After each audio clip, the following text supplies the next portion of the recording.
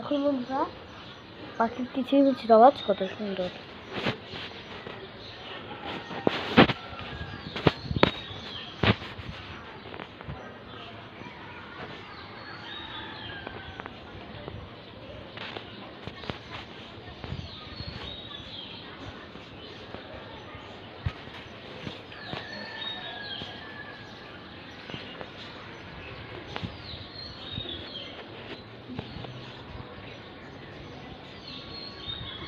কত সুন্দর সুন্দর কত ধরনের পাখি এখানে।